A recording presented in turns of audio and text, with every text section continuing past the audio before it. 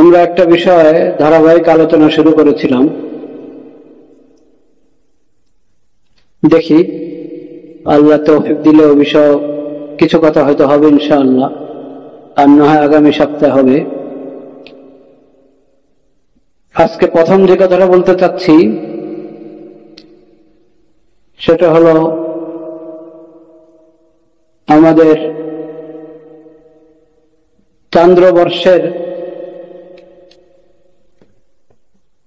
প্রথম মাস মুহররমুল হারাম গত জুমা থেকে শুরু হয়েছে। আজকে ৮ মুহররম, আগামীকাল ৯ মুহররম, এর পরের দিন ১০ মুহররম আশুরা। এসব বিষয়ে আলহামদুলিল্লাহ আমাদের জানা আছে। সব সময় সব মৌসুমেই আমরা প্রতি বছরে মুহররম আসে, আশুরা আসে, তখন আলোচনা শুনি, নিজেরা পড়াশোনা করি।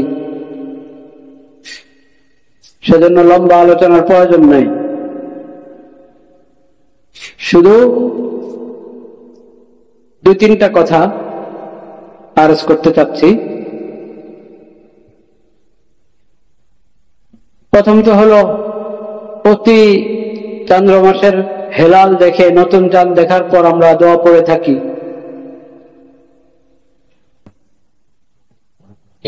একাধিক দোয়া হাদিস শরীফে বর্ণিত আছে। একটি দোয়া, যে দোয়ার বর্ণনা করার সময় সাহাবী বলেছেন,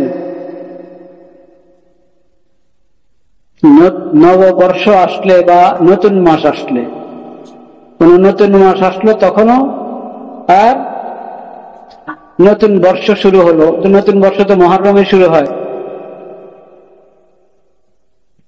তখন সাহাবায়ে কেরাম দোয়া পড়তেন, আল্লাহুম্মা আদখিলহু আলাইনা বিসসালামাতি বিল আমনি ওয়াল ঈমান ওয়াস সালামাতি ওয়াল ইসলাম ওয়া রিজওয়ানির মিনার রহমান ওয়া দিওয়ারিন মিনাশ শাইতান। আয় আল্লাহ, এই মাসটা শুরু হচ্ছে, এই বর্ষটা শুরু হচ্ছে, এই শুরুটা যেন শান্তির সঙ্গে, ঈমানের সঙ্গে, নিরাপত্তা এবং ঈমান, শান্তি এবং ইসলাম এর সঙ্গে যাতে আমাদের এই মাস, এই বর্ষ শুরু। রিজওয়ানিন মিনার রহমান ওয়া দিওয়ারিন মিনাশ শাইতান।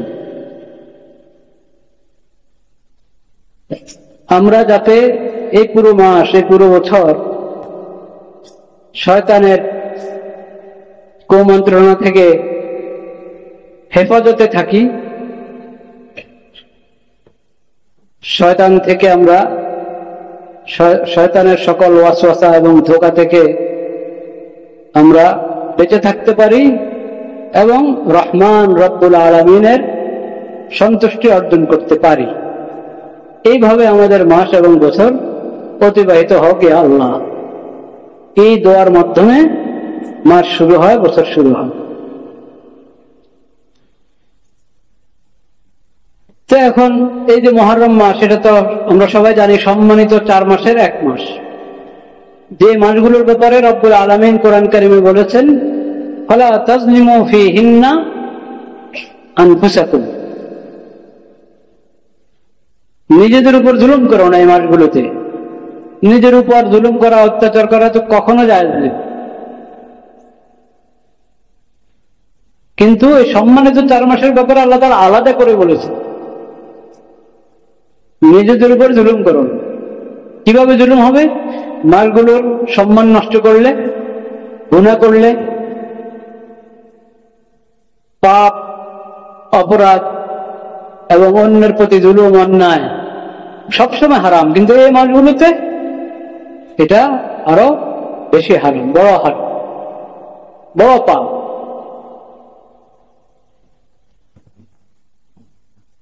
তো মুহররমে আমরা একটা সবসময় যেটা কাজ, আল্লাহর ফরজগুলো আদায় করা এবং আল্লাহ যা নিষেধ করেছেন, হারাম করেছেন, সেসব কাজ থেকে বেঁচে থাকা। আর একটা হলো নফল রোজা। এই মাসে বেশি বেশি নফল রোজা রাখা ভালো, বিশেষভাবে 10 তারিখে।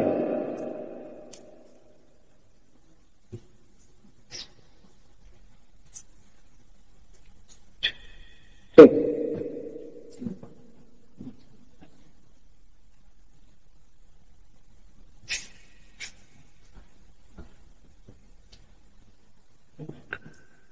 দশ মুহররমের রোজা, এই রোজার ফজিলত তা আমরা জানি। নবী করিম সাল্লাল্লাহু আলাইহি ওয়াসাল্লাম বলেছেন, 1 বছরের গুনাহ আল্লাহ ক্ষমা করে দেন এই রোজার বরকতে। তবে মুহররমের 10 তারিখের রোজার সঙ্গে আগে পরে যদি মিলিয়ে আরো একটা রোজা রাখা হয় ভালো। এখন ইহুদিরা রোজা রাখে কিনা মুহররমের 10 তারিখে আমার জানা নাই। একসময় তারা মুহররমের 10 তারিখে রোজা রাখত। নবীজির সময় মদিনাতে যে ইহুদিরা ছিল তারা মুহররমের 10 তারিখে রোজা রাখত, কারণ মুহররমের 10 তারিখে অনেক ঐতিহাসিক ঘটনা ঘটেছে। একটা তো মানুষ বানিয়ে অনেক কথা বলে, ওগুলো তো ঠিক না, কিন্তু কিছু ঐতিহাসিক ঘটনা আছে। একটা হলো মুসা আলাইহিস সালামকে এবং বনি ইসরাইলকে আল্লাহ তাআলা ফেরাউনের জুলুম থেকে, নির্যাতন থেকে রক্ষা করেছে। এবং এই দিন ফেরাউন তার সঙ্গে আরো যত জালেম বাহিনী আছে সবাইকে আল্লাহ তাআলা সমুদ্রে ডুবিয়ে মেরেছে।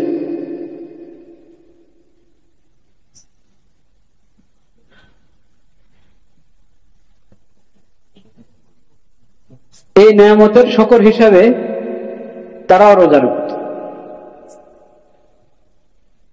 অনেক সময় মানুষ নিজের ধর্মের সামান্য কিছু ধরে রাখে, মৌলিক বিষয়ের খবর নেই, ছোট ছোট বিষয়।